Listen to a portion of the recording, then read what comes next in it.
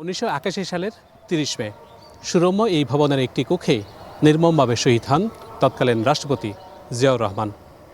সেই ঘটনার প্রায় এক যুগ পর 1993 সালে এটি প্রতিষ্ঠা পায় শহীদ জিয়া স্মৃতি জাদুঘর হিসেবেই। কি আছে এই জাদুঘরে?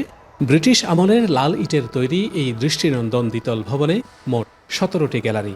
এর মধ্যে প্রেসিডেন্ট জিয়ার ব্যবহৃত আসবাব থেকে শুরু করে আছে পোশাক, অফিসিয়াল ডেস্ক, বাইনোকুলার সহ ব্যক্তিগত ডায়েরি পর্যন্ত।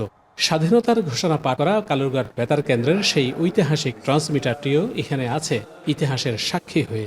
এখানে আসার সাথে সাথে শুধু উনার কথাই মনে পড়ে যে উনি এখানে কোথাও না কোথায় উনি আছে। শুধু 30 মে নয়, আমরা যখনই এই জিয়া স্মৃতি জাদুঘর আসি মনে হয় উনি এখন আমাদের মাঝে বেঁচে আছেন। এর ইতিহাস কেবল একটি জাদুঘরের নয়, এখানকার দেয়ালে দেয়ালে মিশে আছে শত বছরের রাজকীয় স্মৃতি আর বাংলাদেশের ইতিহাসের এক রক্তাক্ত অধ্যায়।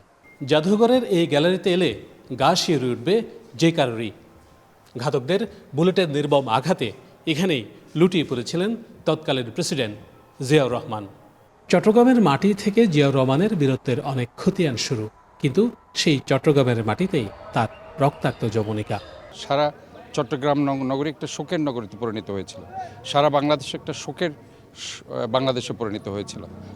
এবং ওনার অন্তরে যে একটা ভালোবাসা মানুষের জন্ম নিয়েছিল, এটা কিন্তু একদিনে হয়নি। এটা নিয়ে অনেক ষড়যন্ত্র হয়েছে, আপনারা দেখেছেন। আমি তখন বিএনপির প্রেসিডেন্ট ছিলাম, সেক্রেটারি ছিলাম। এখানে বারবার আওয়ামী গভর্নমেন্ট এটাকে মুছে ফেলতে চেয়েছে, কিন্তু আমরা শক্ত হাতে সেটা দমন করছি। এটি কেবল একটি সাধারণ কোনো জাদুঘর নয়, বরং বাংলাদেশের ইতিহাসের বেশ কিছু গুরুত্বপূর্ণ এবং ট্রাজিক অধ্যায়ের নীরব সাক্ষ্যও।